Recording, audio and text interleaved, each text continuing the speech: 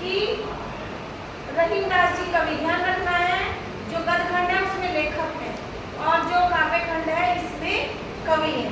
तो रहीम कवि कहते हैं कि जब रहीमन धागा प्रेम का, अगर आप किसी से प्रेम करते हैं ना, जब किसी अपने दोस्त से प्रेम करते हैं, है ना, तो उस प्रेम को किसी के कहने से, किसी ने कहा कि ये बच्चा, ये तुम्हारा दोस्त ये कह रहा था तुम्हें और वो तुम्हारे लिए ऐसा बोल रहा था, तो किसी के कहने से उस प्रेम को मत तोड़ो, अपनी दोस्ती को मत तोड़ो, क्योंकि टूटे से फिर ना मिले।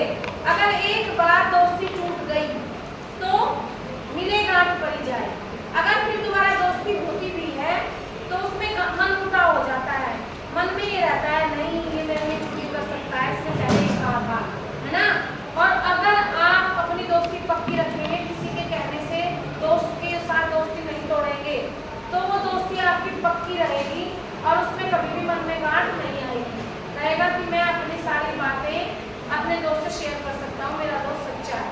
तो इसलिए रहीमदास जी कहते हैं कि रहीमन धागा प्रेम का मत तोड़ो चटकाए।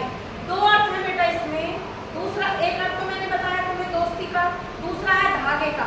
रहीमदास जी कहते हैं कि ये जो सुई, उसका रील का धागा होता है ना, उसको ऐसे मत तोड़ो, एकदम से मत तोड़ो।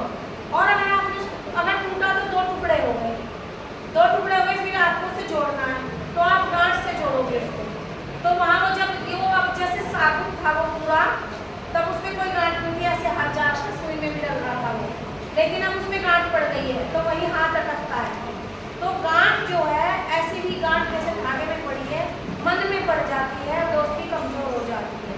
इसलिए अपने दोस्त से पक्की दोस्ती करो, जिससे मन मिलाओ, उसकी सारी बातें अपने मन में रखो, और जो दोस्त है तुम बता रहे हो दोस्त तुम्हारी दोस्ती मन में रखे।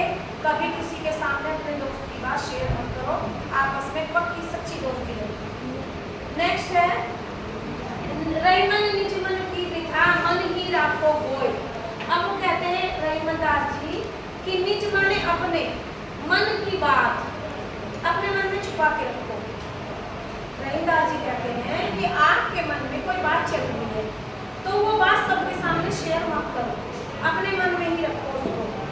मन ही राखो गोए, छुपा कर रखो मन में, सबके सामने बताओ मत। अगर सबके सामने बताओगे तो फैल जाएगी तो आप बुरे बन जाएंगे, आपको लोग कहेंगे कि तो चुगलखोर है ना। तो अगर आपके मन में कुछ दिखा, माने दुख, कुछ परेशानी चल रही है मन में, तो उसको अपने तक सीमित रखो, किसी के सामने उसे शेयर मत करो। सुनी अठलेही लोग सब, अठलेही माने मजाक उड़ाना, सब लोग चुपचाप सुन लेते हैं। अभी कोई बच्चा ये कहेगा कि आज इसने, उस बच्चे ने ये किया, मेरे साथ वो किया, वो मैडम थी उन्होंने ये कहा वो कहा, तो सुन तो लेंगे, अच्छा ऐसा हुआ था, अच्छा ऐसा किया था, वो लगेगा ये मेरा बहुत पक्का साथी है, मेरी बात सुन रहा है। लेकिन वो वहाँ से उठते ही तुरंत उसको बताएगा और वो बात सारे में फैल जाएगी और फिर सब मजाक बनाएंगे।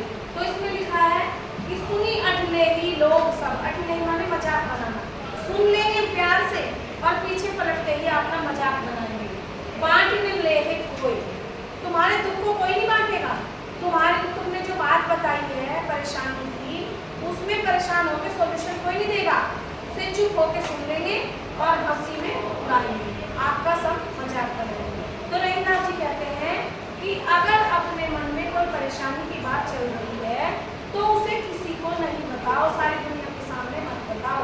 कोई अपना सच्चा दोस्त उसके सामने बता सकते हैं, हर एक के सामने अपनी परेशानी मत बताओ, क्योंकि लोग रो के सुनेंगे और हंस के उड़ाएंगे। आगे नेक्स्ट है एक ही साधे सब सधे, सब साधे सब जाए, रहीमन मूले सींच हो फूले फले अभाए। अब इसमें रहीमदास जी कहते हैं कि एक परमात्मा को पूजो, एक ही साधे, साधे माने पूजना, साधना करना।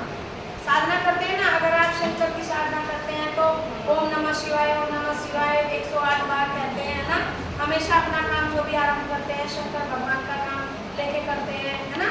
तो फिर आप शंकर भगवान को ही पूजो, उसी में सारे देवता आ जाएंगे। शंकर भगवान में देवी माँ आ जाएंगी, उन्हीं में हनुमान जी आ जाएंगे। जिसको भी पूजो, मन से साधना करो तो सब कुछ मिल जाएगा। एक ही साधे सब सदे, एक ही साधना करो, सारे भगवान अपने आप प्रसन्न हो जाएंगे। सब साधे सब सब जाए। अगर सारों की पूजा करते फिरोगे ना तो कंफ्यूज हो जाएगा, कहीं आपको शांति नहीं मिलेगी। आप कभी दुर्गे माँ को पूज रहे हो, कभी हनुमान जी को पूज रहे हो, कभी खाटू श्याम जी को पूज रहे हो। सबका मूल, सबका जड़ एक ही है। अगर खाटू श्याम जी को पूजना है तो सारे भगवान उसी में आ जाएंगे। तो दिल से पूजो, जिसकी साधना करो उसकी मन की गहराई से सच्चे दिल से पूजा करो तो तुम्हें सफलता प्राप्त होगी। रहीमन मूलय सींच वो फूलय फले अगाए।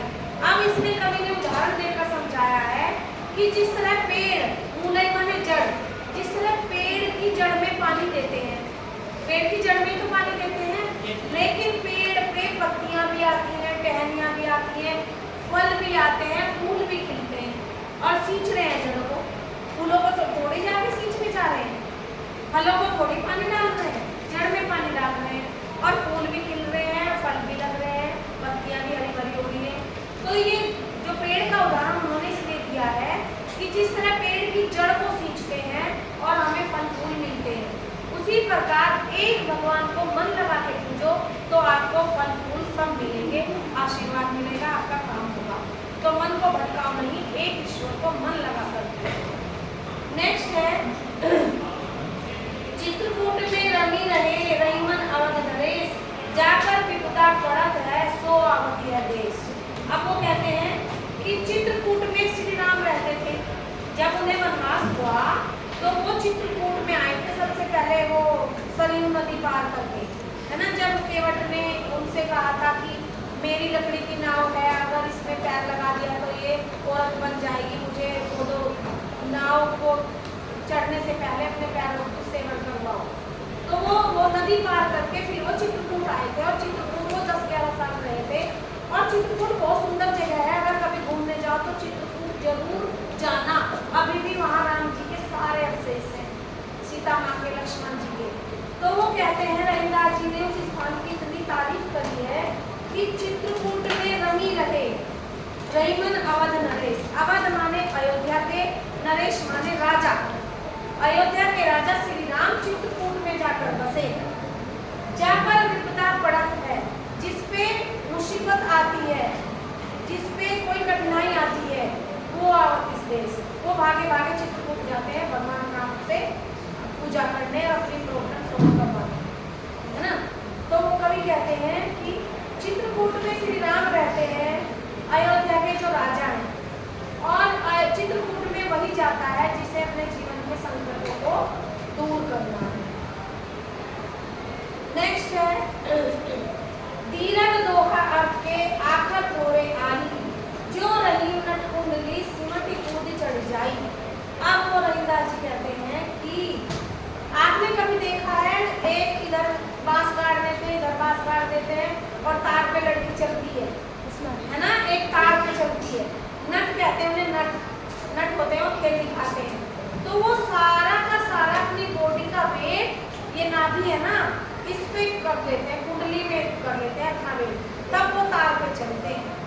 ये एक योगा होता है कि मैं रस्ते पे खड़ा हूँ तो मेरे सारी बॉडी का वेट यहाँ है, योगा से आता है वो वेट। जब योगा कर करके परफेक्ट हो जाते हैं, आप और हम भी चल सकते हैं रस्ते पे, गिर जाएंगे, है ना। तो वो कहते हैं, उन्होंने उदाहरण देकर समझाया है कि जो रहीम नट कुंडली, नीचे से इसका अर्थ है, जिस तरह से नट जो है, एक नटनी जो तार पे चलती है, अपना सारा बॉडी का वेट अपनी कुंडली, ये कुंडली नाभि को कहते हैं, कुंडली में ले लेती है, सिमटी कूद चढ़ जाए और अपनी पूरी बॉडी को समेट के उस पे चढ़ जाती है, तार पे चलने लगती है। उसी प्रकार तीरग दोहा अर्थ के, दोहा जो है ना, हम ये दोहे पढ़ रहे हैं, ये 2-2 लाइन के दोहे पढ़ रहे हैं, छोटे हैं बहुत, लेकिन इनका अर्थ बहुत बड़ा है। जैसे नटनी का शरीर कितना बड़ा है, लेकिन वो इस कुंडली में सारे शरीर को समेट करके तार पे चलती है। इसी तरह दोहा छोटा है और